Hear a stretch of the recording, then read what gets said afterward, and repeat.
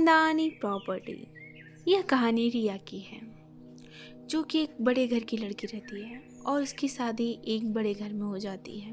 रिया एक पढ़ी लिखी और समझदार लड़की रहती है। देख बहू, अब तो इस घर में आ ही गई है तो इस घर के कायदे कानून सुन ले। तुझे अपने एक लिमिट में रहना होगा। इस तरह रिया की एक सास और दो जेठानियाँ रहती है। रिया, ये तुम्हारा कमरा है।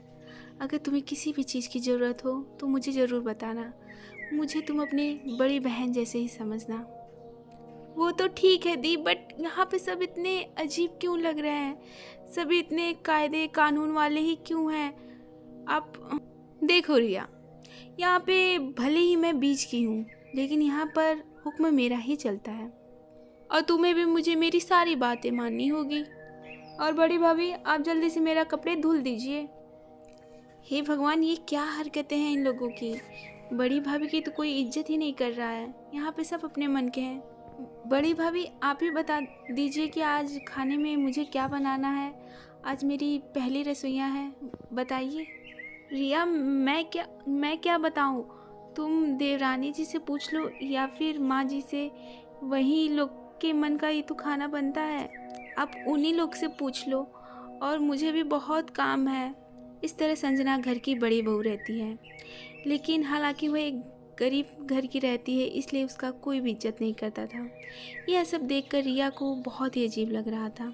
वहीं दूसरी तरफ घर की बीचली बहू, जो कि हमेशा अपना मनमानी करती थी, क्योंकि वह एक अमीर घर की लड़की थी। इस वजह से उसका घर में बहुत इज्जत होता था और सभी उसकी ही बातें सुनते थे। इस तरह रिया, काव्या ने जो बोला होगा वही खाना बनाना। इस घर में काव्या के मन का ही खाना बनता है और किसी का मन का नहीं बनता है, क्योंकि ये मेरी प्यारी बहू है। इसके बाद रिया किचन में आकर खाना बनाने लगती है, लेकिन ये सब देखकर उसे बहुत ही अजीब लग रहा होता है। और तभी थोड़ी देर बाद खाना बन जाता है। इसके बाद रिया सभी को खाना परोसती है। माँ जी, वो बड़ी भाभी नहीं दिख रही हैं। सभी टेबल पर बैठे हुए हैं। ऐसा करती हूँ, मैं खुद ही बड़ी भाभी को बुला लाती हूँ। ठीक है, आप लोग थोड़ा इंतज़ार करिए। नहीं नहीं, उस नौकरानी को बुलाने की कोई ज़रूरत नहीं है। तुम हम सबको ही जल्दी से खाना परोसो और ज़्यादा टाइम मत लगाओ, समझी कि नहीं? घर के नौकरानी को हम लोग के साथ बैठाएंगी। बहुत आई। तुम जब से आई हो तब से बड़ी भाभी की हो, लेकिन आइंदा से मैं ऐसे सुनूं नहीं, क्योंकि ये घर मेरा है और ये घर में वही रहेगा जो मेरे हिसाब से रहेगा। और इस तरह अब दोबारा व्यवहार मत करना। वहीं दूसरी तरफ घर की बड़ी बहू घर की साफ़ सफाई कर रही होती है। तभी वहाँ पर, भाभी आप दिन भर घर में काम करती रहती हैं, यहाँ पर आपकी कोई भी इज्जत नहीं करता है। आप कैसे रह रही हैं इस घर में? बोलिए भाभी, आप इस तरह चुप क्यों हैं? रिया, मैं गरीब घर की लड़की हूँ। मैं चाह कर भी कुछ नहीं कर सकती। मेरे माता पिता बहुत ही गरीब हैं। मुझे 2 टाइम का खाना मिल जाता है, मेरे लिए वही काफ़ी है और मुझे कुछ नहीं चाहिए। मैं ठीक हूँ। भाभी, आप इस घर की बहू हैं, नौकरानी नहीं हैं। आपको थोड़ा तो आवाज़ उठाना चाहिए और ये लोग आपका कुछ नहीं कर सकते हैं। भाभी, आपको क्या हो गया है? क्यों आप इस तरह हो गई हैं? और मैं जब से आई हूँ भैया को नहीं देखी हूँ। वो तो विदेश रहते हैं और वो कभी मुझसे मिलने भी नहीं आते। रिया, तुम बहुत अच्छी हो, तुम बहुत केयर करती हो मेरा, लेकिन मुझे मेरे हाल पे छोड़ दो, नहीं तो। इस तरह जेठानी की बातों को सुनकर रिया बहुत ही दुखी होती है और वो कुछ करने के लिए सोचती है, लेकिन अभी नई नई आई हुई रिया कर भी क्या सकती थी। आइए चलिए देखते हैं आगे क्या होता है। क्या हुआ रिया, तुम इतनी परेशान क्यों लग रही हो? कुछ हुआ है क्या, बताओ। मुझे एक बात परेशान की जा रही है कि सभी इस तरह बड़ी भाभी के साथ गंदा बिहेव क्यों करते हैं। क्यों माँ जी उसने अपना बहू नहीं मानती हैं? क्यों ऐसा करती हैं? भैया ने बड़ी भाभी से लव मैरिज किया था। बड़ी भाभी बहुत ही गरीब घर की हैं, इसलिए माँ को ये रिश्ता मंजूर नहीं था और इस तरह वह हमेशा भाभी को परेशान करती रहती हैं कि वह घर छोड़कर चली जाए। लेकिन क्या ऐसा करना सही है? आप ही बताइए। गरीब घर की हैं तो इनमें उनका क्या गलती है? और भैया उन्हें क्यों अपने साथ नहीं लेकर गए? इस तरह रिया परेशान रहती है। लेकिन वहीं दूसरी तरफ मंझली बहू की सहेली आई रहती है, जो कि एक मॉडल रहती है, चूँकि मंझली बहू एक अमीर घर की लड़की रहती है, इस तरह उसके रिश्ते भी बहुत अमीर अमीर के रहते हैं। अरे यार, तुम भी ना शादी करके फंस गई हो, तुम्हें तो मेरे साथ मॉडलिंग करना चाहिए था, आज तुम भी मेरे जैसे रहती। अरे ये कौन है? अरे संजना, तुमने बताया नहीं कि तुम्हारे घर में नौकर भी है। हाँ यार, मैं क्या ही तुम्हें बताऊँ, ये मेरे घर की नौकर ही है और यही पूरे घर को संभालती है। नहीं तो हम लोग के पास कहाँ इतना टाइम रहता है कि हम लोग घर संभालें। तभी वहाँ पर रिया आ जाती है और इस तरह बड़ी बहू की बेइज्जती को देखते हुए वह चुप नहीं रहती है। ये घर की नौकर नहीं है, ये घर की बड़ी बहू है। और आपको किसने अधिकार दिया है कि किसी के घर में जाकर इस तरह बेइज्जती करने का? क्या यही आपने पढ़ा लिखा है? अरे रिया, कोई बात नहीं, सब ठीक है, मुझे बुरा नहीं लगा, तुम इस तरह मत बोलो, दी गुस्सा हो जाएंगी।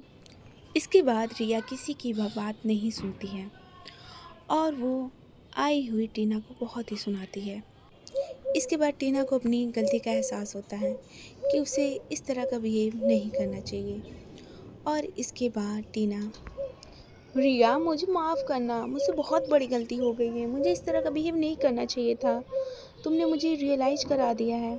आई एम सो सॉरी रिया। इस तरह अपनी सहेली को माफ़ी मांगते हुए देखकर संजना को बहुत ही बुरा लगता है। कोई बात नहीं, वैसे पढ़ी लिखी तो मैं भी हूँ, लेकिन किसी का रिस्पेक्ट करना हमारा फ़र्ज होता है। एक पढ़े लिखे इंसान का यही कर्तव्य होता है। आप दोनों लोग एंजॉय करिए, मैं आती हूँ। इसके बाद रिया वहाँ से चली जाती है। रिया, तुम्हें क्या ज़रूरत थी मेरे लिए लड़ाई करने की? वैसे भी मुझे सुनने की तो अब तो आदत पड़ गई है। मुझे हर कोई रोज़ कुछ न कुछ सुनाता ही रहता है।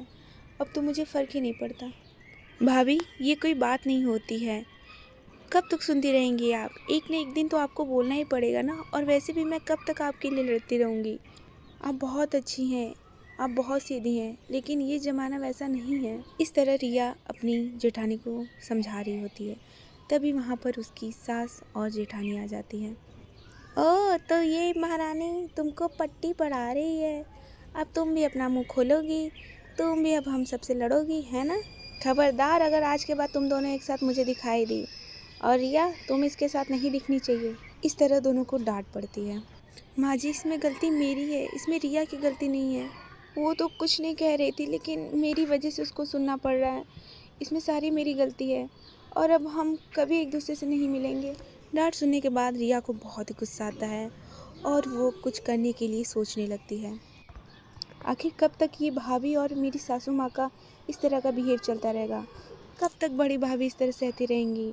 आखिर मुझे कुछ न कुछ कहना कर पड़ेगा या फिर करना ही होगा। मैं अब और चुप नहीं रह सकती, बस बहुत हो गया। आइए देखते हैं रिया आगे क्या करती है। माँ जी, आप सही कह रही थी, मुझे बड़ी भाभी के साथ नहीं रहना चाहिए था और वो इतनी गरीब और इतनी बेवकूफ़ है, मैं क्या ही कहूँ। खैर छोड़िए, अब मुझे उनके साथ रहना ही नहीं है, अब मुझे आप दोनों लोग के साथ ही रहना है।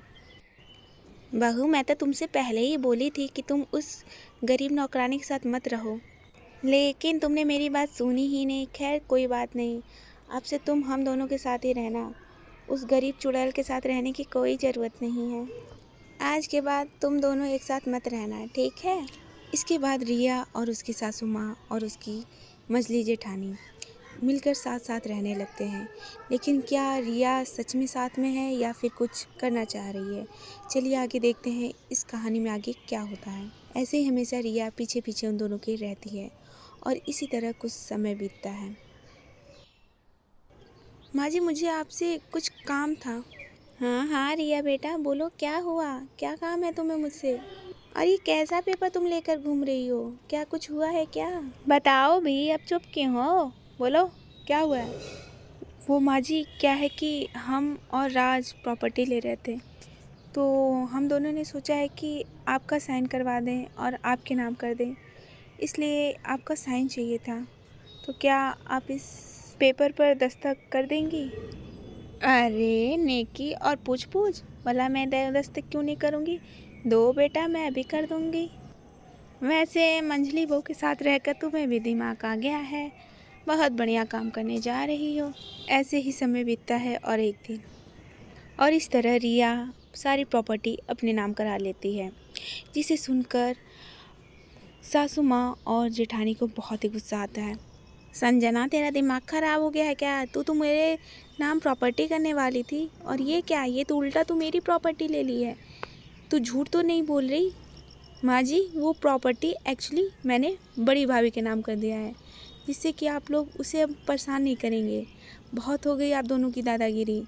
अब इस घर की मालकिन बड़ी भाभी है, ना कि आप और मंजली भाभी। और ख़बरदार, अगर आज के बाद उन्हें कोई परेशान किया तो। ये तू क्या बोल रही है छोटी बहू? सारी प्रॉपर्टी बड़ी बहू के नाम कैसे हो सकता है? तू मजाक कर रही है मेरे साथ? अगर कुछ ऐसा की है तो सच सच बता। माँ जी, मैंने आपसे पहले ही बोला था कि इसकी कोई ना कोई चाल चल रही है, लेकिन आपने ही इसके ऊपर भरोसा कर लिया और मेरी बात नहीं सुनी। रिया, मुझे कुछ नहीं चाहिए। तुम सारी प्रॉपर्टी फिर से माँ जी के नाम कर दो। मैं जैसे जी रही थी मैं उसी तरह जी लूँगी। मुझे इस तरह का कलह नहीं चाहिए घर में। प्लीज़ रिया, इस तरह मत करो तुम। नहीं भाभी, ये प्रॉपर्टी अब आपके नाम हो चुका है और आपके ही नाम रहेगा। बस बहुत हो गया, हम इन दोनों लोग की और नहीं सुन सकते हैं। इस तरह रिया सारी प्रॉपर्टी अपने बड़ी भाभी के नाम कर देती है, जिसे सुनकर मंजली भाभी और उसकी सास बहुत ही गुस्सा करती है, लेकिन वो दोनों अब कुछ कर भी नहीं सकती थी और इस तरह दोनों ही अच्छे से अपनी जीवन जीने लगती हैं। और इस तरह यह कहानी का अंत होता है।